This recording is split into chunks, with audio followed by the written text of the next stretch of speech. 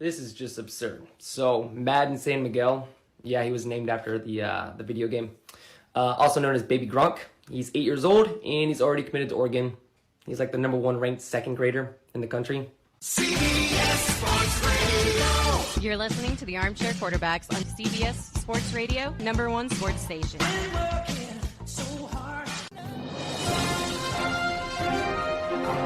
Good morning, and this is your Armchair Quarterbacks Sports Flash. Colts quarterback Carson Wentz, Pro Bowl center Ryan Kelly, and wide receiver Zach Pascal have been placed on the reserve COVID list the team announced on Monday. The three players were placed on the COVID-19 list after coming in close contact with a Colts staff member who tested positive, a source told ESPN, Fox News, and 2 other outlets. The players can return in 5 days if they continue to have negative tests and remain asymptomatic. When asked during training camp whether he was vaccinated, Carson Wentz said, quote, "That's a personal decision," unquote. The Indianapolis Colts have had one of the lowest percentages of vaccinated players in the National Football League. It's something that has irked owner Jim Irsay before the start of training camp. Quote, "You get vaccinated, it's the best choice. All choices have risks. There's no question, and you respect the personal choice that people have out there for their health, but it just makes the most sense. I don't think you can take this topic to Harvard and Yale to the debate club, and whoever got the side of arguing that vaccination is the most intelligent and logical thing to do at this point, I don't think you could argue against that. There's always a risk in everything in life, but getting vaccinated is the right thing to do," unquote. Second-year quarterback Jacob Eason will handle the first-team snaps with Brett Hundley as the backup until Wentz returns. The Indianapolis Colts season begins Sunday, September 12th. We got a full slate of baseball tonight, and it gets rolling. 6:40 Eastern. Games of note, the Cardinals and Reds, Mikolas versus Sonny Gray. Red Sox and Rays on ESPN Plus at 7:10 Eastern. And the Cubs and Twins, who cares? That's at 8:10. At 9:38 Eastern, you got the Yankees at the Angels, James Taillon versus Shohei Ohtani. And at 10:10 Eastern, Charlie Morton and Walker Buehler are head-to-head as Atlanta invades Los Angeles. The Phillies and Nationals are at 7:05, Matt Moore versus Patrick Corbin. And the Marlins and Mets will finish their suspended game, one that caused a lot of controversy several weeks ago when starting pitcher Marcus Stroman complained about the game even beginning. That game will be played at 1:10 Eastern, and then the second game of the doubleheader will be played at 7:10 Eastern. Both games in New York. Trevor Williams is expected to take the mound in the night game. A's are at the Tigers at 7:10. Irvin versus Skubal. Rockies and Rangers at 8:05. Indians and Royals at 8:10. And the Pirates are at the White Sox. Lucas Giolito on the mound. He'll face former Atlanta Brave Bryce Wilson. And at 9:40, the Padres are at the Diamondbacks. Snell tries to get the Padres off the schneid versus Zach Gallen. And at 9:45, Brandon Woodruff and the Milwaukee Brewers go head-to-head with the San Francisco Giants and Alex Wood. That game can be seen on FS1. And at 10:10, your nightcap. Lance McCullers and Yusel Kikuchi, Astros, Mariners ends your evening. And that's your Armchair Quarterbacks Sports Flash. Stay tuned for the Armchair Quarterbacks radio show and YouTube Live. Please like, subscribe, and share our show today. The Armchair Quarterbacks, your first choice for sports talk, live from the First Coast.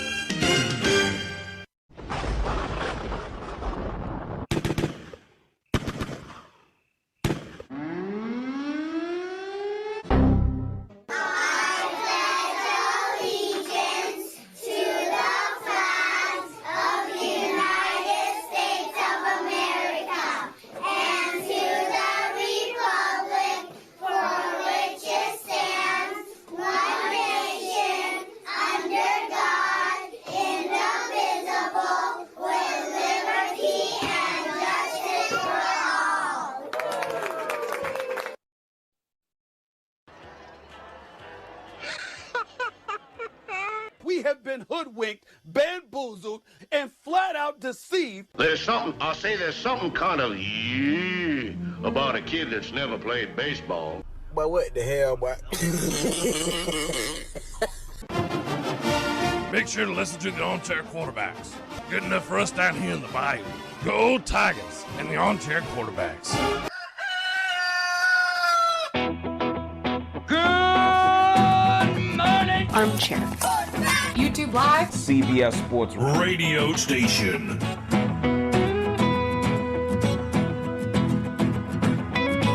The radio station you can call your own. Do you know what listeners like about our station? It's everything. I like everything. It's always on my radio.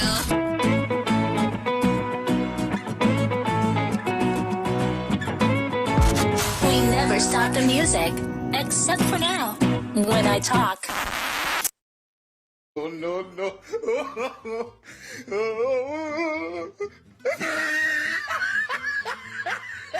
What would you do if I randomly got into your passenger seat? Probably give you a napkin, because there's about an 85% chance that you just sat on a cheeseburger. 85-90. It's pretty likely. Armchair. Good morning. It's time to wake up, y'all. You're listening to the Armchair Quarterback Show. We're here weekdays on CBS Radio, YouTube Live, 8 a.m. Eastern, 7 Central, 5 Pacific. The Armchair Quarterback Show, your first choice for Southern sports talk. Good morning, Mr. Justin Waller. Good morning. I don't know much, but I know one thing. Jim Irsay's wrong. I won't take personal advice from Jim Irsay till he starts leading by example. Hi, I'm Mac McGinn. I don't know much, but I know one thing. Justin, I always thought Jim Irsay was your example, according to those pictures. I know he's going to be my example this coming weekend in Nashville. Well, no, he's not, because we're all smart enough. I'll come pick you up or we'll get you an Uber. That's what I mean. Yeah. You're listening to the Armchair Quarterbacks. You said you wanted to know how to get to Capone. You really want to get him? You see what I'm saying? What are you prepared to do? Everything within the law. And then what are you prepared to do? If you open the ball, one of you is dead. I want to get Capone. I don't know how to get him. Want to get Capone? Here's how you get him. He pulls a knife, you pull a gun. He sends one of yours to the hospital, you send one of his to the morgue. That's the Chicago. Armchair. Community Access Channel. He's the armchair quarterback. He's full of beer and he's full of snacks. The all-American man. With a cool in his head. Yeah, the armchair. Hey, howdy, hi. Top of the morning to you. Welcome to the Armchair Quarterback Radio Show. I'm Mac McGee sitting alongside Justin Waller. Justin, how the hell are you this morning, sir?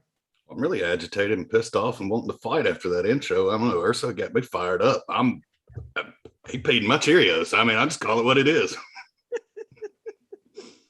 He's right, but he's not. Well, he's not completely right, and that's the part that heats me up, is that you're only taking half of the advice. You're completely diminishing all of these scientific studies that have shown that natural immunity carries far more reinfection protection than that. So I mean, you can't have half the story, and it's just another business forcing their mandate. And all right, doing dirty work. Let's get off the high tower.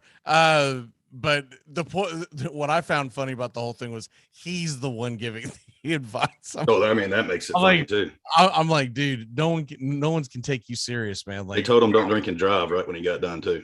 Right. Yeah. I mean, like, dude, nobody can take you seriously. And not that, we haven't all done that, but the fact that he has relapsed several times. I mean, so I don't know. I felt like it was strange that he in the wording that he used to make his point was kind of an empty. It was really, really dopey. But anyways, we'll move on from that. Woke up this morning and see that the Atlanta Braves lost to the Dodgers. I watched the recap this morning. I'm not staying up till 1, 2 o'clock in the morning to watch that. Especially when I kind of know what the ending's going to be. I went to bed and it was already 5-0. I was like, yeah, I'm not even going to put this on in the background while I sleep, man. I was like, that's just going to make me mad. Phillies won, Mets won, so the division got a little tighter. The Rays, they take care of the Red Sox, and the Yankees also lose out west, so they have a much bigger lead in the AL East. Those are the two divisions we realistically talk about, but the wild card is still pretty interesting.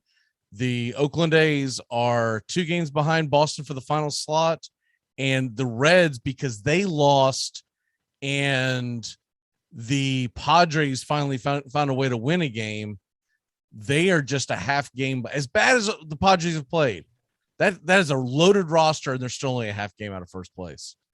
What is your gut feeling with the National League? Wild card? Because I've been saying for a while, I think it's going to be the Reds.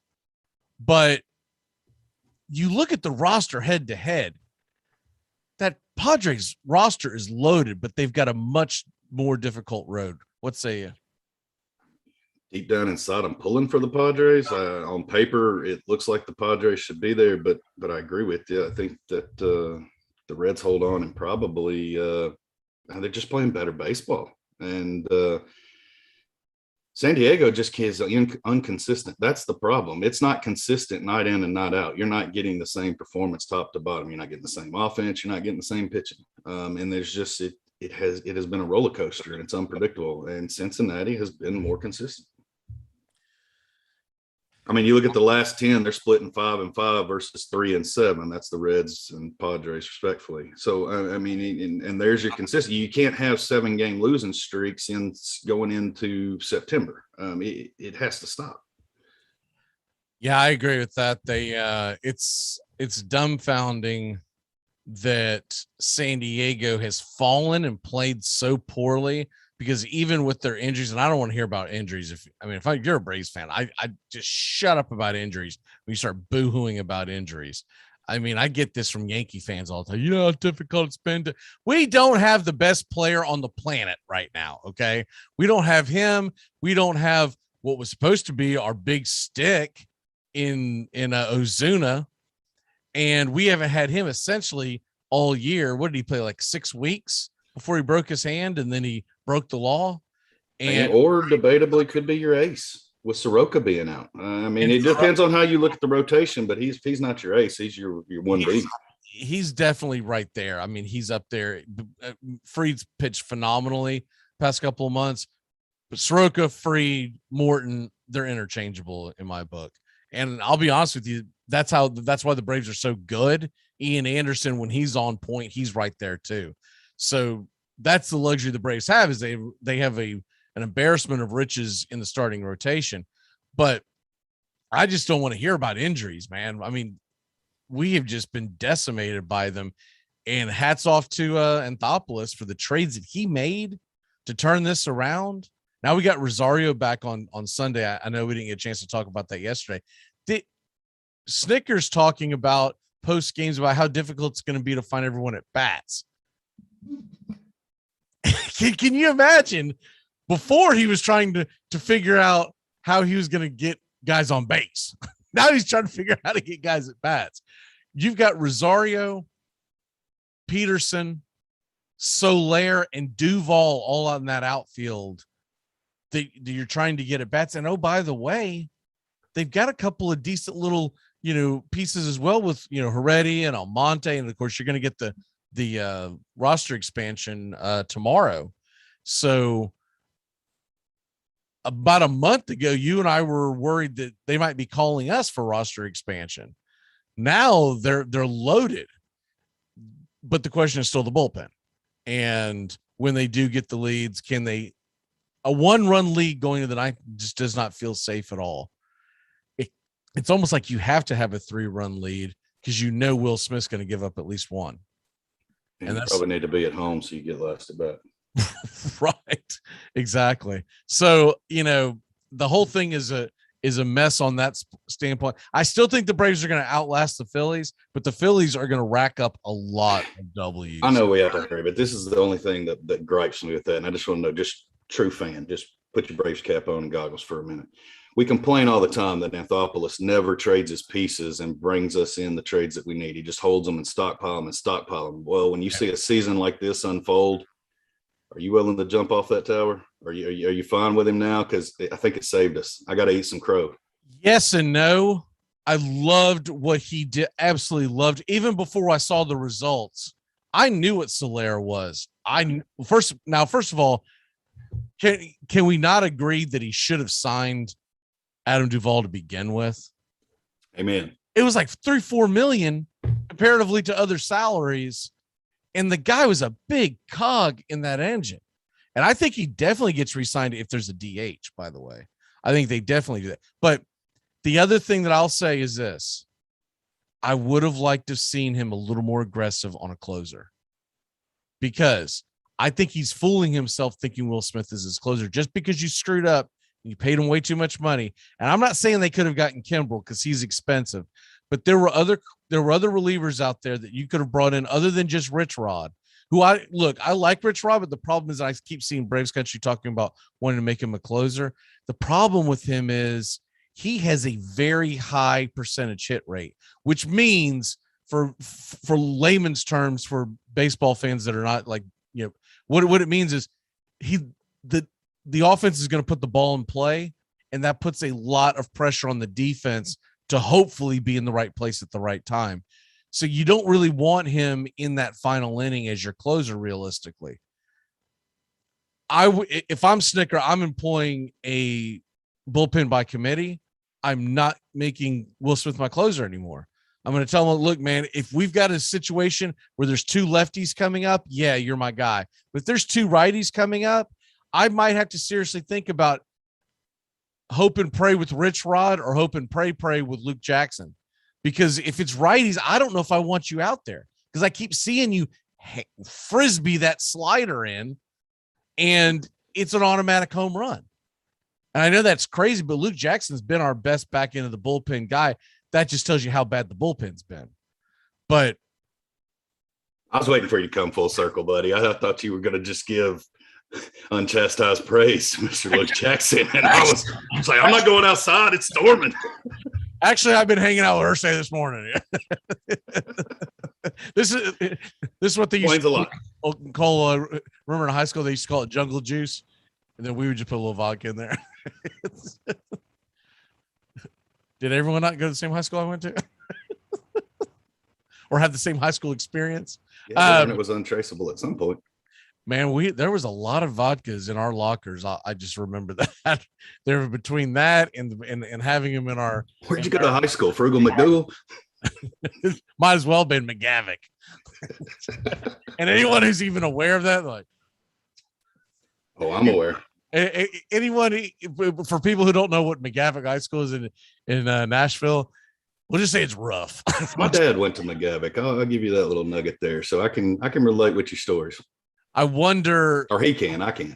I wonder if it was as questionable as it was when I got there, because they built it. They built it in a decent little neighborhood. The problem is when they did the busing system and everything, it became the largest high school in Tennessee at the time. I don't know if it's still the case, but you had 4,500 people busting from all parts of the cities, and it was on.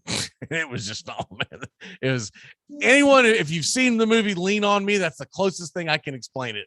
Because I came from a relatively small high school in Jacksonville that was kind of a rough country kind of high school, and I thought we had fights there. And then I go walking, and I was like, Are they filming a movie? What the hell's going on in here, man?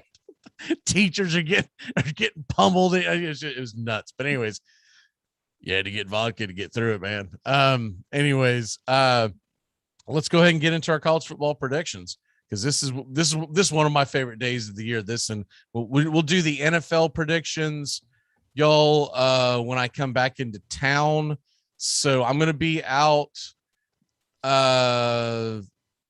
Thursday, Friday, Monday's obviously Labor Day, and Tuesday. The hope is that, assuming everything goes right with the flight, the show will be back on Wednesday. Justin will give us his NFL predictions on that Friday going into the season, and we'll do them Wednesday, Thursday, Friday of next week. So today it's college football predictions, and I'm interested to see where you go with a couple of the conferences. But let's go ahead and start in your wheelhouse with the Southeastern Conference. What say you in the mighty SEC? I mean, it is what it is. We just doing winners or championship and winners, or what do you think? I probably should have been more clear. Ranking all the conferences 1 through 7. No, I'm joking. I went conference division and then who's going to win the conference championship. But Alabama, Florida, and Alabama. You got Alabama and Florida, and took Alabama to. Where's my card? There it is. All right, I went Georgia and Bama, and I'll circle back to my champion in a second. And there's a reason why. But anyways, what did you do with the Big Ten? Man, it's hard not to take Ohio State. So I'll go Ohio State, and I'll lean Wisconsin. I think that's I'll go Wisconsin. I'll go Wisconsin, and obviously Ohio State. I would love to throw Indiana in there, but I got to see the upset before I can actually ever pull the trigger and put them up there preseason. So I am going with Indiana. I wish I could do it. I'm probably going to look like a fool, but I'm going with Indiana because they get their quarterback back. They get, that defense, I'm impressed with what Indiana has. I'm actually excited for Indiana Big Ten football this year. But just because they win the Big Ten doesn't necessarily mean that I'm going to put them in my playoffs, because they might absorb some losses. I don't think this is going to be an unbeatable Ohio State team like we've seen in years past. So I've got them. I've got Indiana versus Wisconsin. And if you get in that game, I'm just going to bank on the fact that Indiana's offense is a little better than Wisconsin's. And I think Indiana's probably going to win the Big Ten. Wisconsin, I just think you almost have to put Wisconsin in there every year like you do Bama, don't you? It's just like, until someone starts showing me that they're going to threaten them in that. Well, hopefully somebody in the ACC or the Pac-12 with this new alliance can look at them and they'll straighten this stuff up. Can we count those as division losses? if they ACC, where are you going? Man, it's tough. Brian is listening. I know. I'm gonna lean Clemson. You got to knock the king off before you can get the throne, and it hasn't happened yet. And I don't see Hassey being able to do it this year, so I'm gonna lean that way. Who do you have them beating in the conference championship game, or do you have that in front of you? I don't have it in front of me. Okay, that's fair. The favorites over there are going to be Miami and North Carolina. I mean, that's where I'm at, and it comes down to that matchup we talked about, and I believe it was in October. So that's why I'm going to lean. Obviously, sorry, Brian, but I got a little Tar Heel blue in me, and I'm going to go with Carolina. I've got Clemson. I got Clemson winning it. I've got Carolina upsetting Clemson in the ACC championship game. I just figured there's going to be a year when you lose this many people, when you constantly lose 37 people to the NFL draft. Eventually, it's got to have its toll. It did. Look, even those monster years that Florida State had from the late 80s into the early 2000s, man, there were still years where you're like, I don't know, man, this ain't the team and you go, well, we still finished top 5. We're still pretty darn good, but we're not quite good enough to get there. I just feel like that's going to be this Clemson team. I know Ugalele is going to be a household name by October, and everyone's going to love what he's doing. But man, I think Sam Howell, and it's one of the reasons why Florida State fans are so pissy about it. But Sam Howell was originally supposed to come to Florida State, and then when Willie Taggart came, he goes, "Nah, I'm good." And he goes, "What do you mean you're not going to mail me a playbook?" And Sam Howell went to Carolina, and I think Carolinas can do some big things. And so I'm not one of the Florida State fans who held it against him. I was like, look, man, you're a kid. You get to go where you want to go. Go do you. And if you go to Gainesville, I ain't gonna pull for you, but I'm not gonna hate you the rest of your life, Tebow. I just hated you for those 4 years. But with Sam Howell, I'm like, man, he wanted to go somewhere where he could succeed. I think I've got him as one of my main favorite for the Heisman Trophy. I might be drinking too much blue Kool-Aid, but that's where I'm at. Where do you got the Big 12? Now, the Big 12, remember, y'all, does not have divisions. It's just the top 2 teams in the conference will play. So you're going to get a rematch regardless. Well, I mean, I've got to put Oklahoma up there as one of them. My question will be then, can Steve Sarkisian come in and be that second one in his first year? Or do I lean, I'm probably going Mike Gundy in Oklahoma State. Not sure what we feel after losing Chuba Howard, but I'm leaning Sooners Longhorns. By the way, not Oklahoma. Texas plays Louisiana this week. And for people who might be sleeping on that, they're number 23 in the country. Yeah. And Texas just named their starting quarterback yesterday. Now, a lot of people thought it might be the young kid, and they said they're both going to play. I'm like, ooh, they're both going to play. We're going to have one of these shuttle all. Oh, man, here we go. Sarkisian's already hanging out with Irsay. No, that's Steve Sarkisian. I'm getting them confused. Which is it? I'm pretty sure they're the same dude. I've never seen them in the same room together. I've got Iowa State upsetting Oklahoma in the Big 12 championship. You're going upsets across the board. I am, man. I go chalk so many years. And I was like, I'm just so burned out on watching Bama, Clemson, Ohio State, and then it's either Oklahoma or some random other team that has no shot in hell, like Notre Dame, and you're like, oh, here we go. Who has the best team? Because it just turns into the Buckeye Tiger Tide Invitational every year. I'm just sick of it. Where do you think the Pac-12 is going to land? I have no clue, Mac. I'm really throwing darts. I'll go Oregon, Stanford off pedigree and what I've seen in the past, but I don't have a rhyme or reason. Okay. So I've done some deep dives on them, and I'm really impressed with what Oregon's going to do. By the way, y'all, they've got a big game next weekend. It's got nothing to do with the conference. Oregon travels to Ohio State. Woo, that's going to be fun. I think it's a night game. No, you know what? I think they're actually playing that in the morning. It's really weird. I thought it was strange. I think they're playing that at like noon. It's really weird. But Southern Cal's got to be the favorite down in the South. They just have to be. They've got too much talent. And if they don't, with all the talent that they have, Helton's going to be looking for a new job by the end of the season. Hell, Helton will be fired by mid-October if USC isn't. I'm not saying they got to be undefeated, but they got to be running away with the Pac-12 South. I'm going to take Oregon to win that conference. They're loaded and they've got a lot. And I think there's a team that's going to go under everyone's radar because no one watches Pac-12 football, but they are a very good football team. So who do you have in your top 4 or the college football playoff? And it's pretty much chalk. It's not even worth throwing out there. Oklahoma, Ohio State, Alabama, Clemson. So let's talk about yours because mine sucks. Okay.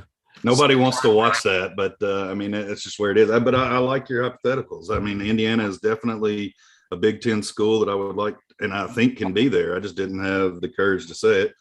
I like the Carolina or the Miami pick, but I like Carolina leaning there and upsetting Clemson.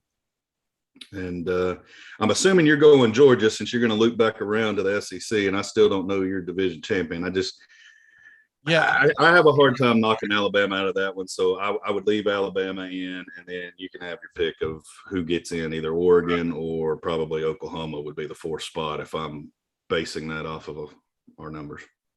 So I'm going with the Georgia Bulldogs to win the SEC. If it's not this year, when is it ever going to happen? That's just the way I look at it. When Nick Saban retires. If it doesn't happen this year, I'm done picking the Georgia Bulldogs. I will never pick them again if they do not win the SEC this year because JT Daniels appears to be the quarterback. They are going to have a very tough test in the first game of the season against Clemson. They don't have to win that, right? I think they could even possibly lose one SEC game along with that one and still get in the SEC into the playoffs if it's Bama that they beat in the SEC title game. So I'm going Georgia to get in. I'm going Iowa State to get in. I'm putting the Oregon Ducks in the playoffs, and I'm going to slide the North Carolina Tar Heels in there. So I'm going as opposed to Blue Bloods. You just folded ESPN. Instead of Blue Bloods, I went New Bloods because in the one team being left out of the Power 5, I think Indiana is going to win the Big Ten, But my concern is with their schedule, they're going to have too many losses, and it's going to put them out of the playoffs. It'll be the first time we won't have a Big Ten champion in the college football playoffs. Well, I mean, it'll just mean not an early exit. So with that, I'm assuming Georgia's going to play North Carolina and Iowa State's going to play Oregon. And I've got, who do you have winning it all? I'm just going off your bracket because mine's horrible. I'm going with Carolina beating Iowa State. I like that one. I am going to assume Georgia is going to get there. That if Georgia plays North Carolina, they're going to have the dogs to be able to outlast North Carolina's offense. Of course, it's impossible to predict who's going to play each other. And then Iowa State and Oregon, I got to put Oregon over Iowa State. And I've got the Georgia Bulldogs beating the Oregon Ducks for the national championship this year. I just feel like that. Did you get in a fight with a Gator fan this morning or something? No, and dude, I'm not a Georgia fan. I know, but I'm trying to understand this. Like, I know you took Mark Richt out of Georgia, but can you take I said that backwards. Well, I'll put it this way. I've been watching Georgia climb for the last few years, and I've always felt like, I was like, man, there's something about them. I don't believe in them. JT Daniels impressed me last year, and I know they fell short, but this Georgia team should be really good. And I don't think Florida is. I don't think Florida's going to be able to hang with Georgia. Georgia's going to be able to name their score against Florida, and Florida's going to have a more difficult time to score against Georgia because Trask is gone, Pitts is gone. I mean, the list goes on and on and on and on. So that's why I'm going with that. So if they can get to the SEC championship game, I'm going Alabama, but I'm not convinced it's Alabama. I was this close putting Texas A&M in there. Because there's got to be a year where these guys just fall off the mountain. Now, it won't take long for them to get back up there because they're loaded. But, Georgia, if you go back 6 years, the last 6 years, Georgia has the most consistent, highly rated recruiting class in the country. Eventually, that's got to pay dividends. It's got to. So that's why I'm going with Georgia. Plus, I didn't – what I wanted to put – Justin, I wanted to put North Carolina versus Iowa State, and I wanted to say North Carolina is going to be your national champion because I think that'd be a lot of fun. But you're saying that in 3 years, Mac Brown's going to go from a team that is just trash to national champion. I mean, it's crazy enough that I got him beating Clemson in the ACC title game. He'll be back at Texas next year. What is your walk-off for the day, sir? Hey, for all intents and purposes, it's football time in Tennessee. I won't see you guys again before Thursday night's game. We're all headed on vacation. Safe travels. Look forward to seeing all the armchair quarterbacks up here this weekend. Be safe and don't be like Ursay. Call a ride or call me. I'll come get you. Yeah, hopefully we see you on Saturday, but definitely looking forward to the draft on Sunday because that should be an absolute riot. And all puns intended.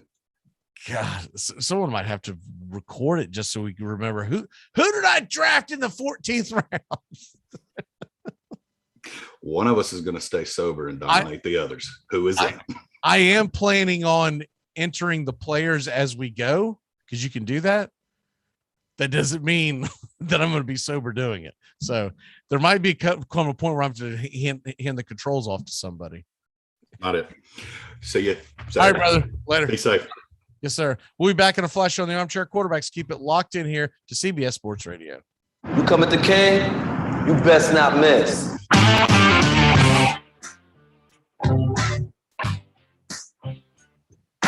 Get your Sunday football morning started off right with the Handicappers on Armchair Quarterbacks YouTube, 10 a.m. Eastern to noon Eastern. Your Sunday morning kickoff show where we tackle your NFL lines out in the desert, a 61.2% win rate over the last 6 years.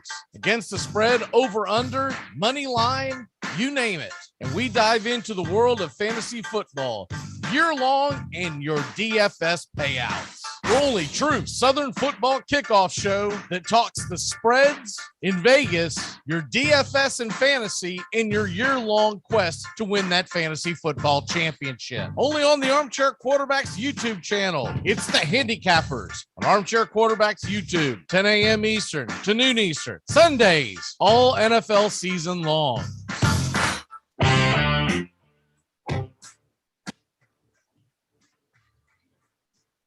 I might audible. I'll use Omaha, Red Polly, Blue Poncho, Dilly, Rambo, give me Kershaw here, Kershaw. You're listening to the Armchair Quarterbacks. Chop, Japan, Richmond, New York, Richmond, Florida, Cali, Buffalo, check, hey, Short Ox, Ludo, Raiders, Omaha, I'm out.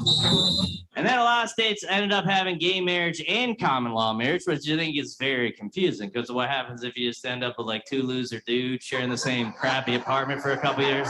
It's been known to happen. Both working part-time at the pizza place, hanging out every weekend. A few years goes by, boom, they're married. See them at a party, they're newlyweds. I didn't know Tony and Jim were gay. They're married now? When did they fall in love? They didn't. They just never got full-time jobs. Take me out to the ball game.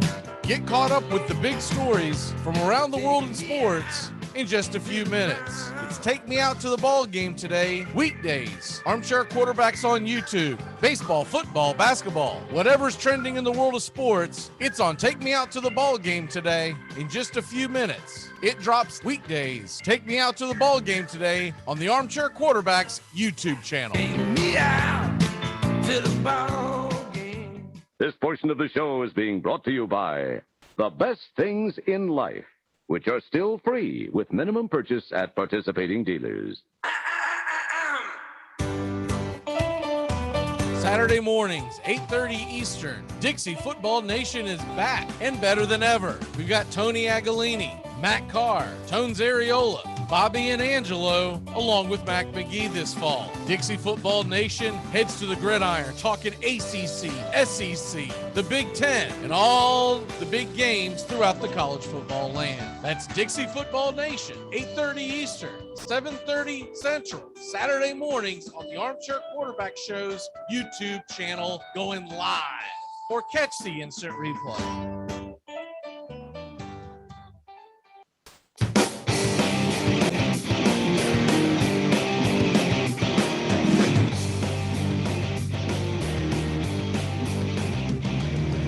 Good morning. Welcome back here to the Armchair Quarterbacks. As we are, we're just a few days away from college football season officially kicking off. We're almost a month away from college football kicking off in Gainesville. But the rest of the college football world, we're men. We play real teams on the first weekend. We don't go out and find Florida FAU week 1, USF in week 2. Bobby, how the hell are you, sir? I'm doing great. How are you?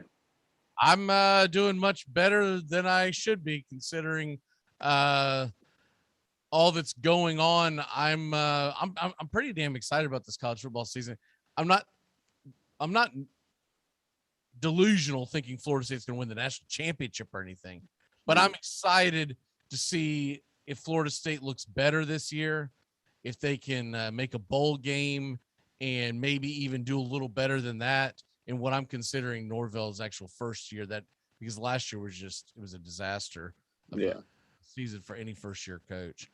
And then the first weekend's got a lot. Look, I was listening to a show that comes out of New York yesterday, or the broadcaster comes out of New York. It's actually a national show. And this just tells you the mindset of the Southern sports fan and the mindset of the Northern sports fan. He and most of his callers that were calling in didn't sound that excited about college football because it was too early in the calendar. And that, like, well, it's still Labor Day weekend. I'm not going to lock myself in front of a television. I'm going to enjoy the outdoors. And if I do watch, I'm going to pay attention to, pennant chase baseball etc. And then most of his callers were calling in and saying, well, there's one game that I want to watch. I want to watch this game because of this reason, but no, I'm not going to watch a lot of games. I feel like most people in the South are going to be locked in to the televisions all weekend long. Absolutely. I mean, look, it starts on Thursday. Ohio State's going to be at Minnesota. That's not actually. I think there's a game tomorrow. Actually, it's not a very important game. It's UAB Jacksonville State, but it's football. So, I mean, come on. Yeah, it's not a real. Well, I guess it is a real game, but Thursday. Okay, like doesn't begin tomorrow because ESPN tells you that it's important. Oh, you got to come tune in at 7:30 tomorrow night when UAB plays Jacksonville State. Isn't that where? Isn't that where Dion's at? Jacksonville State. So it was in Jacksonville State. I think it might have been. That might be why they're trying to push it, trying to get people to watch it. I think you hit the nail on the head. I think that's exactly why they're trying to push it. Because I saw it. Exactly. He's in Jacksonville something. I'm pretty sure it's Jacksonville. So, and that is not Jacksonville, Florida. So that it's even less interesting to me. So if I watch that game, it means I've put some hay on it. It means I'm not watching that game. I'm sorry. That's just I might flip over to see how Dion's doing and watching him coach. It'd be kind of cool and kind of fun. But other than that, I don't care who wins the game, and it doesn't matter who wins the game. Thursday is when it actually begins. Ohio State is at Minnesota. That's a huge game because Minnesota, we remember how good they were in 19. They were terrible in 20. There's some belief that they could bounce back this year. It's in Minnesota. That's not a gimme for Ohio State, considering that they're replacing Fields and they're replacing all the other players that they lost in the draft. The Tennessee Volunteers, they play a cupcake, but they do begin on Thursday night. They're home against Bowling Green. I wouldn't quite say anything is really a cupcake with Tennessee, though. No, but it should be. If you can't beat Bowling Green by at least 2 or 3 scores, then you've got huge problems in Knoxville. I do think that they're going to have some issues because of, let's be honest, the Tennessee Volunteers were decimated by transfers. So it's not a gimme, but it should be. That's for sure. Anyone who committed to University of Tennessee should be bigger, faster, stronger than anyone that committed to Bowling Green. So if you just decide to run the football 90% of the time, you ought to win the game. Temple and Rutgers is also on Thursday night. If I was at home, if I was going to be in town, I would be watching a lot of this. I don't know how much I'll get to watch because we're landing in Nashville that day, and I'm going to guess we're going to be out to dinner during all this. I'm going to try to pull it up on my phone, going to see if I can get near a television here and there, but I'd be lying if I said, I'm going to be locked in, because I won't be able to. But if I was at home, I definitely, Ohio State, Minnesota in the Tennessee game, I would definitely be all about it. There's actually quite a few games on Thursday night, but those are the only ones of note. And then when you look at Friday night, there's a huge game. North Carolina is going to be at Virginia Tech. And North Carolina, what was the stat I saw? They have lost. I know they lost their 2 best receivers, I believe. They have lost their 6 of their last 7 road openers when in conference. But I don't think that happens on Friday night. I think you're going to see North Carolina take care of Virginia Tech. They better, because I just picked them to make the college football playoff. Yeah. Do you like Sam Howell that much? Or? Yeah, I think he's the best quarterback in the country. It's not a terrible prediction. And I like him as one of the favorites for the Heisman. The Heisman's always hard to predict because it turns into Radler's going to be there, and it's going to be some random bozo that they pick off the Alabama roster, and then it'll be it's turned into a quarterback award, which is the part I don't like. I don't get as excited about the Heisman anymore, because it used to be the most dynamic player in the country. It's now turned into an MVP award, which is not what it's supposed to be. Today's sports writers have totally screwed it up. and have dropped the ball. You're supposed to be able to win the Heisman Trophy, even if your team doesn't make it to the national championship. That was the beauty of it. Mm-hmm. I mean, look, Barry Sanders won the Heisman. His team sucked at Oklahoma State. Rashawn Salam won the Heisman. Not every single Heisman Trophy winner was out there playing for the national championship, and that changed when they went to the playoff system. Really, when ESPN watered it down. ESPN has turned it into a for a good 10, 15 years. I don't think they talk about it much anymore. For a good 10 to 15 years, they watered it down and tried to make it a talking point on all their shows. And that's when you got it really extremely watered down. I think about when this is a little bit before your watching time, but when Peyton Manning lost to Charles Woodson for the Heisman, there's no way in hell that Charles Woodson should have won the Heisman that year. There's no way. There's no way.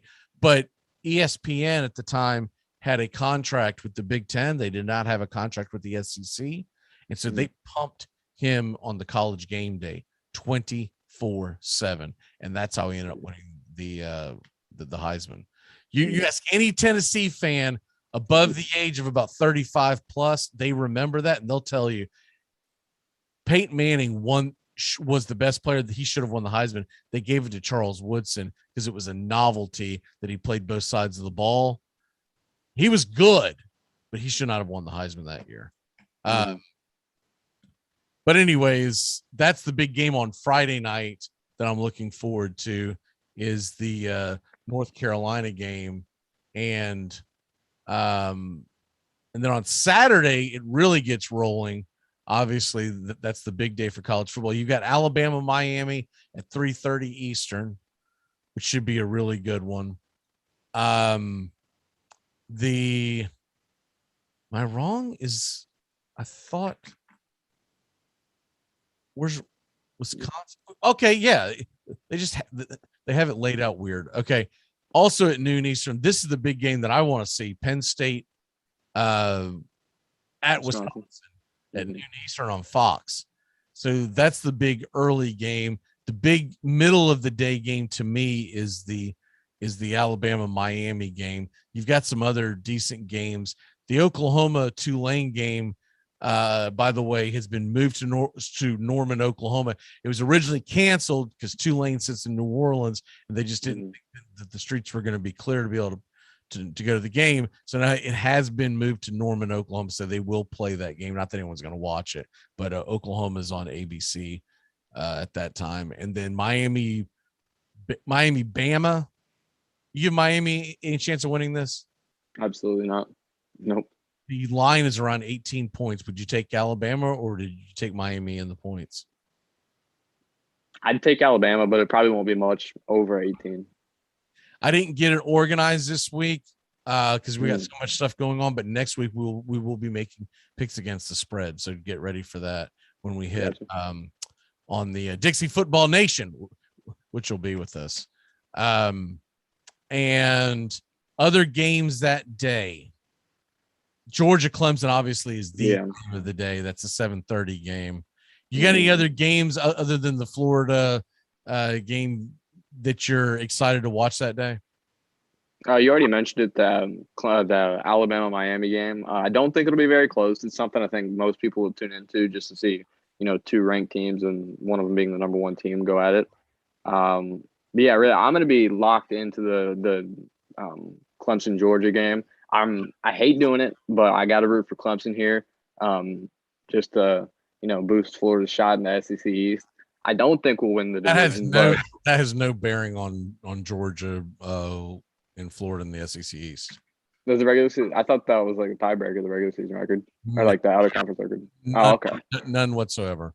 It doesn't matter. Well, it doesn't matter if Georgia wins by 100 or loses by 100. It has nothing. Okay, gotcha. To do with conference. Well, I still wouldn't like to see Georgia make it to the playoffs at the end of the day. So I'd rather see Clemson in there, as much as I don't like both. Tell me you're pulling for Clemson because you hate Georgia. I get it. But if you tell me that you're pulling for them for any other reason, then it doesn't make sense. Because I guarantee. No, I'm going for Clemson in that game. I guarantee you Tony's pulling for Clemson. Even though I predicted Georgia to do well this year, which we'll get back to that in 1 second. but I don't know. I really don't like Clemson either. I mean, I just Is there any way they can both lose? I'll tell you a game that people are going to be sleeping on because of all the other big games. And this was my point of the New York show that didn't know what the hell he was talking about. I was like, dude, I came this close to calling in and just saying, can you do us a favor? Can you do me a huge favor? Can you never talk about college football again? Don't know what the hell you're talking about. This is a very good weekend for college football. A game that's going on at 3:30 Eastern that everybody's sleeping on is number 17 Indiana at number 18 Iowa. That game's enormous. It's a conference game. Now, granted, they're not in the same division, but it's a conference game. Indiana is one of the favorites in the Big Ten East, and they're going to play on the road in Iowa. And we know Iowa's always a pain in the ass. Even when Iowa's not good, they're not bad. And then the other, obviously, Florida State Notre Dame on Sunday night is a big game for both programs. And let me see what we got here. Who wins the trade? Mike Evans and Eric. This is a fantasy football question. Who wins this trade? Mike Evans and Aaron Jones. AK-41. Mike Evans and AK-41. Sorry, Mike Evans and AK-41 for Aaron Jones, Allen Robinson, and Justin Jefferson. Who are we? I like Jefferson a lot. I'm assuming AK-41 is supposed to be Alvin Kamara. Yeah. I'm not with that lingo. So Mike Evans and Kamara for Aaron Jones, Robinson, and Justin Jefferson. Dude, Aaron Jones, Allen Robinson, Justin Jefferson, that's a landslide. Yeah. That's not even close.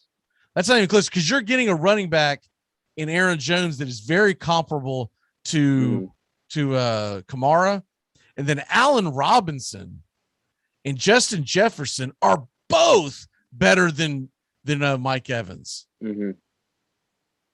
Both. Yeah, you're getting your entire receiving core upgraded with that. He says that I have AK and Evans. Oh, dude, make that trade 1,000 times. Yeah, go for it. If someone's that dopey, I would be surprised. I would be absolutely shocked if the commissioner would allow this trade, because I'd be like, dude, this smells like collusion. Is this other guy tanking?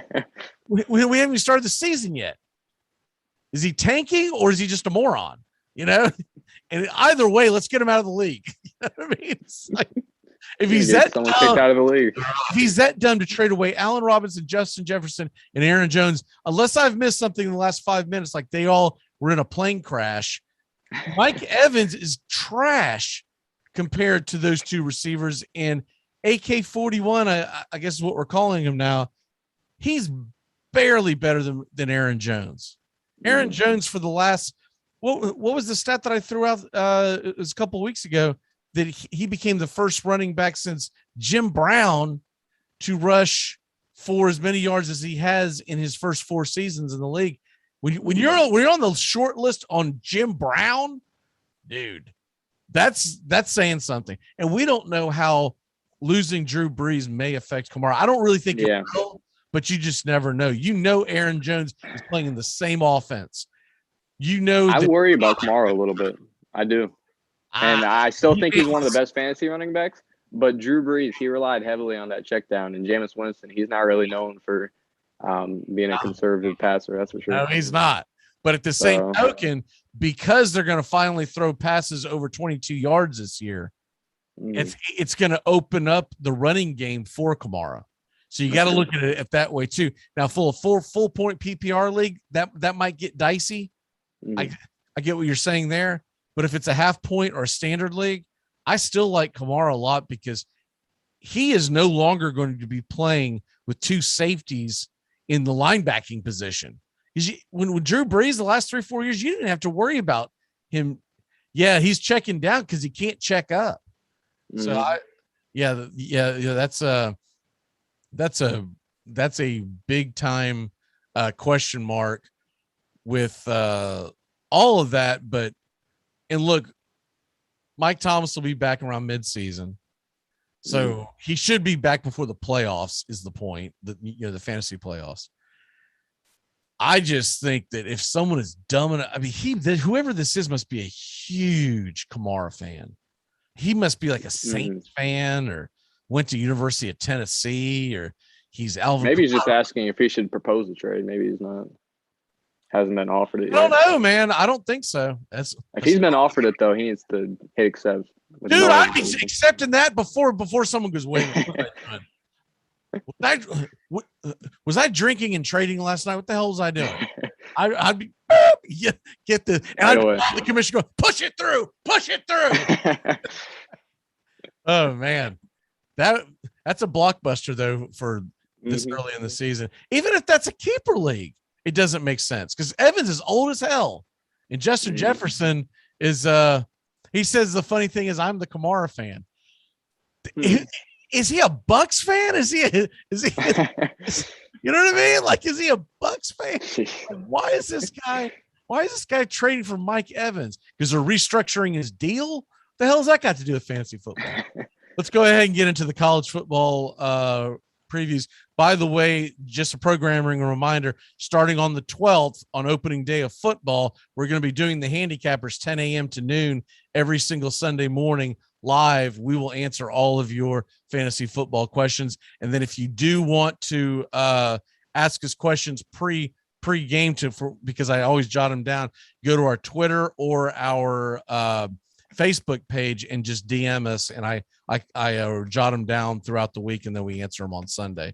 And so big list of guys. We also do gambling as well. We do points against the spread, 62% against the spread in the last 6 years, which I think is unheard of.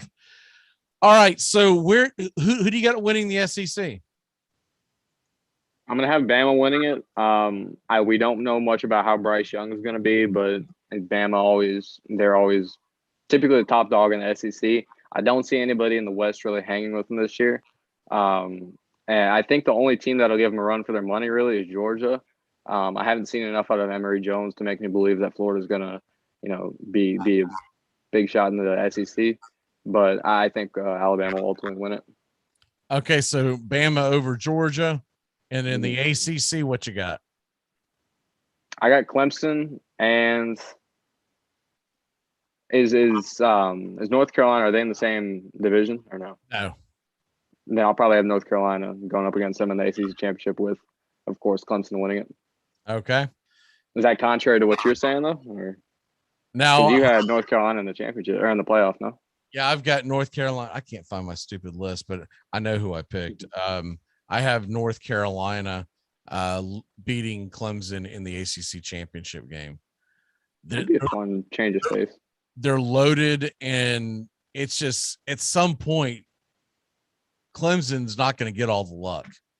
And what I mean by luck, I mean guys staying healthy, et cetera, et cetera. Eventually, you run into a year with bad luck, and I just think this is the first time in a few years that I think there's a team good enough to beat Clemson. And obviously it wasn't Miami, because Miami got just drilled last year. And unless they are leaps and bounds better this year, they're not good enough to beat Clemson. So that's why I'm going with North Carolina. What do you have in the Big Ten? It's kind of boring, and I'm going to say Ohio State. I really don't see – there's not much competition with them in the Big Ten. Obviously, there's always the threat of road games in the Big Ten for Ohio State. I mean, they got blown out by Iowa a couple years ago. So road games in the Big Ten are always a risk, I guess. But ultimately, I think Ohio State's the best team there, and they're going to win it. And who's Ohio State going to beat? I'll say Wisconsin. Okay. I've actually got Indiana beating Wisconsin in the Big Ten championship. But I went anti-chocolate. Most years I'm putting 3 of the 4 teams. This year I was just like, I'm just so sick of seeing the same team. I know. And they're over. That's and over. why I hate making that prediction, but it's a safe one. It is definitely. Yeah. Brian Cook says North Carolina does not exist to me. Oh, they're going to exist in October to you. because you're going to. I think they're going to be a good team. I do. I think they'll be a good team. They're going to exist to you in just like Bama's going to exist to you on Saturday, because you're going to go to North Carolina in October, and the Tar Heels are going to whomp you. Pac-12, who do you have?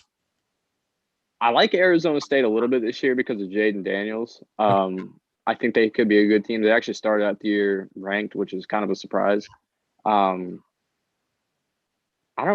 a pretty weak conference. I'll go ahead. I'll say Arizona State. I like Jaden Daniels a lot. I don't think they'll be an incredible team, but I think they could win the Pac-12. And who are they beating? Arizona State's in the Southern Division. So they probably play. So you maybe going. Would they go against Oregon if they made it? Yeah, Oregon, Washington, all those teams up north. I'll say Oregon. Okay. So I don't think the Pac-12 is not going to have anybody spectacular, but what I did, because I knew you weren't here. I'm sorry, Big 12. Now the Big 12 is just the top two teams in the conference. Who do you have winning that? I have Oklahoma, and I actually think Oklahoma. I think this might be the year they make it out of the first round of the playoffs. I don't really like Rattler, but I think he's a great quarterback, and I think they'll win that conference. Who do you think they're going to play against? Iowa State. Okay. So this is what I did. I've got Iowa State, Oregon, Indiana, North Carolina, and Georgia winning their conferences. I'd be a lot of fun. Eventually Bama's got to have someone that sucks at quarterback, right? And just this guy just got $1 million put in his pocket. That's the other thing. So I'm like, maybe this guy was really lazy, man. And Georgia Daniels comes rolling in there. So who do you have in the college football playoff, and who wins it?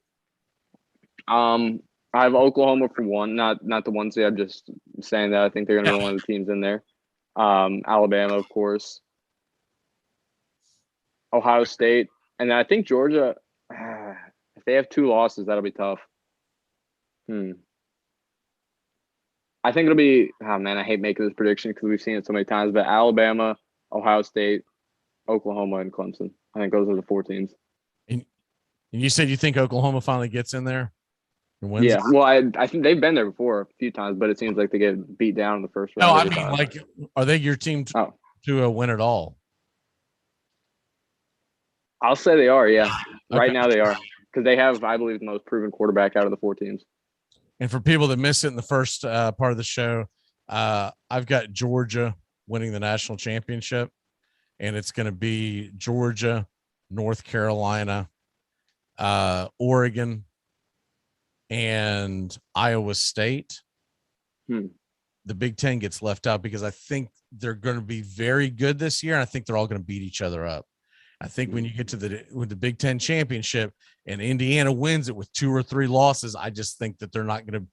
They might even be better than some of these teams, but that doesn't mean that they'll let them in the championship. But for once, I actually went I went exact opposite. I was like, you know what? All those teams I really do believe have a chance of winning their conference. But there's no way they all do it. There's no way in hell. But I went ahead and took it anyways. That way, if any of them make the playoffs, go, hey, I had them. Who else did you have? That's not important. It's time to turn back time and get the hell on out of here. As here we go. About to say, man, if my new update on my soundboard is screwed up, I'm going to be pissed. Okay, here we go. By the way, tomorrow we're doing a live fantasy football draft here on the show. A live fantasy football draft here on the show. And why in the hell is he crying? That's weird.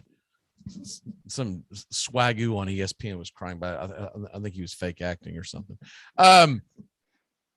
Be a man. Even though you're an LSU Tiger, pretend like you're a man. All right, but I'm joking, LSU fans. But we're gonna do a live draft here on the show tomorrow. Any of the participants can join in on our Zoom call, and I'll have the screen shared up so you can see what we're doing. It's going to be a standard draft, y'all. It's not going to be an auction. That's a nightmare trying to do that and host a show at the same time. But it's going to be a standard draft. I thought I had a bummy pick. I don't know why, because I always do. I just found out yesterday, or I guess I just remembered yesterday. I looked it up. I got the number 2 pick. I was like, wow, I've got the number 2 pick. Yeah. So Steven's got the first pick. I know he's going to take CMC. He'd be an idiot not to take CMC.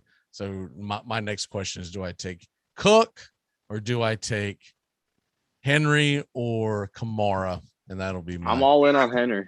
If I had to give you some advice, I'm all in on Henry. But if you want to let him fall to 5, that's fine with me too. Yeah, I'm not going to take your advice, man. Got a lot more rings than you do, baby. All right. Here we go. Oh, by the way, you got a lot more. How did you like the auction draft? I love my team. I was wondering. I was like, how did I get Darrell Henderson for $4 though? I didn't know if he like killed someone before the draft or something, but that seemed pretty.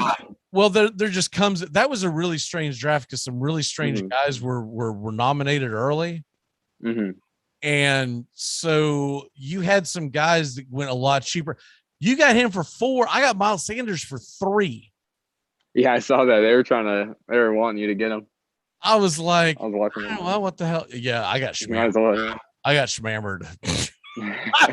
I blacked out, woke up the next morning. I was like, let me look at my team and go, it's not as bad as I remember complaining about it, but definitely not my typical team. But I did that, that night I was like, I'm not going to draft my typical team because what the hell, I'm going to have some fun with this. But that team, I'm loaded at the receiver position, but I'm never that bad at the running back position. That's always like the first thing I go and do, whether it's, no matter what the hell version is. Tonight, I've got one. It's a money draft that is a standard. When I say standard, it is like old school, crappy ESPN type of rules, but it's on the NFL fantasy app. And that is like the worst app ever. I don't know if you've played on that thing. It's worse than ESPN. It's that bad.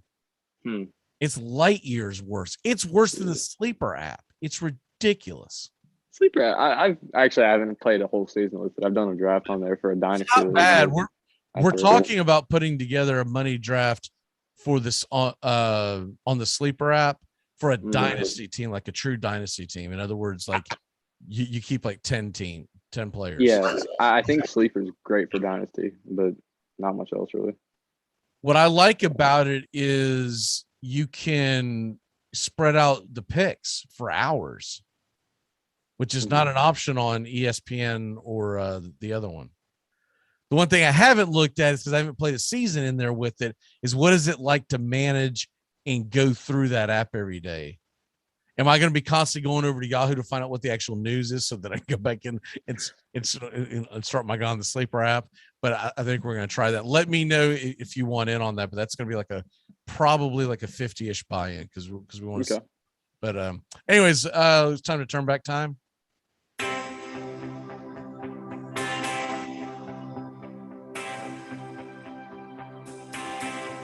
On this date in 1990, Mariano Rivera is allowed to start a game of a doubleheader in the final day of the season in the Gulf Coast League for the Yankees,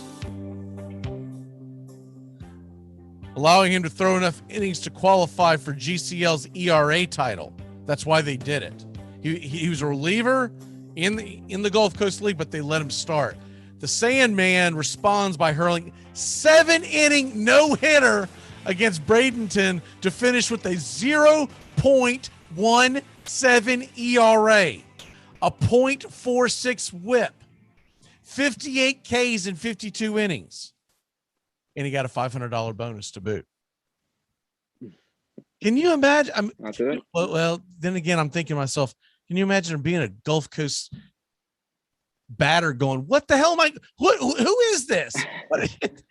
And even back then, Mario. Well, no, he went to that one pitch 3 or 4 years later after that. So, birthdays. It's your birthday today. What does that mean? I guess All right, we'll go with the dead guy first, the great Frank Robinson, Baseball Hall of Famer. He was the first Black American manager in the major leagues. Passed away in 2019. For some reason, I thought it was last year. I thought we lost him during COVID. It just felt like we lost so many people during COVID. Frank Robinson, one of my all-time favorite players. I never got to see him play, but I always heard great stories about him because he played for Baltimore, which my dad's girlfriend in the 80s, she was a big Baltimore fan. She just talked about him all the time. And then my grandfather was a big Reds follower. I wouldn't call him a fan, but he's a follower.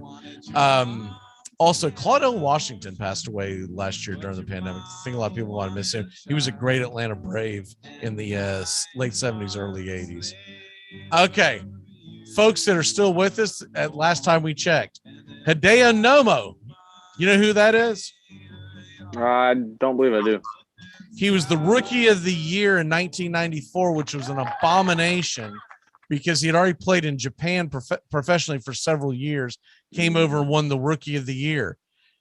He stole the Rookie of the Year from the great Chipper Jones. Chipper should have been Rookie of the Year, and that was garbage for a guy to come over and play professionally. But they looked as well. He's rookie in the major leagues. Whatever, dude. He's like 30. Stop it. Also, from Oak Ridge, Tennessee, not too far from your neck of the woods, Jennifer Ozzie is she really 51? She was a basketball player, Olympic gold too in 1996. Played for the Lady Vols. And James Robinson of your Portland Trailblazers. I don't know if you remember him or not. I always called him Headband. He was bald and wore a headband. I never understood that. I'm like, what in the hell what are you holding up? What is your walk-off for the day? It's not tonight, but with the college football season kicking off on Thursday, I want to mention that. I think the Ohio State-Minnesota game might be a little bit closer than people expect. Road games in the Big Ten are never, ever easy. So I think that could be a fun game to watch. Give me one upset that no one's expecting this weekend. I think let's see. Let me look through them. I'll give you one. Mm-hmm. Florida State's going to shock the world and beat Notre Dame on Bobby Bowden's remembrance night. That'd be pretty cool. That's a pretty cool way to celebrate. Dadgum legend, baby. He's a dadgum legend. That place is going to be rocking. Yeah. And if Notre Dame loses the game, they're all going to be jumping off buildings because like, we lost to sorry ass Florida State, which is a fair comment. I'd be happy with that. You got an upset? Oh, okay. Here, let's see. We look through them. Just grab one, man. Just grab one. Grab one by the horn. So you know what? I'll say I hate being biased, but I don't trust Tennessee whatsoever. And I think Bowling Green could absolutely beat them. That's a fair one. That is a fair one, man. That is a very fair one. It's easy for me to say because I don't like Tennessee whatsoever, but I do think Bowling Green has a really good shot in that game, much greater than people think. Bowling Green has played some teams tough, and Tennessee. That's quite the attrition. You didn't just lose all those players; you also are bringing in a new staff. Josh Heupel better not get off his career on a Thursday night when there's nothing else going on in Knoxville and lose that game. That's all I'm saying. You lose to Bowling Green, Kentucky, and you're in Knoxville, Tennessee. Oh, I'll be happy. And you got 9 days till you play another game. Oh, that's a lot of stadium stairs. We'll see y'all tomorrow for the live fantasy football draft. I'm going to come on the air a little early tomorrow morning because I got to share everything. So we'll be rolling probably about 10 minutes before the show. It'll be a little different intro than it normally is. Great job, Bobby. We will see you not next Tuesday. There won't be a show because I'll be out of town. We'll see you the following Tuesday, but we will see you on Dixie Football Nation on Saturday. Or sounds good. A week from Saturday. Gotcha. All right. Have a good one. Yes, sir. Have a great day, y'all. Goodbye, sweetheart. it's time to go. We're back tomorrow with another show. Well, unless we're fired, we'll talk to you then. Goodbye, sweetheart. Goodbye. Goodbye. Guys and gals, it's time to go. We'll see you on the next show. Same bat time, same bat channel. Thanks for listening to the Armchair Quarterbacks on these CBS Sports affiliates and catching the show on YouTube Live. We're here weekdays. Find Armchair Quarterbacks on YouTube Live today. Please subscribe and share and take us everywhere you go. The Armchair Quarterbacks, your first choice for Southern sports talk, live from the First Coast.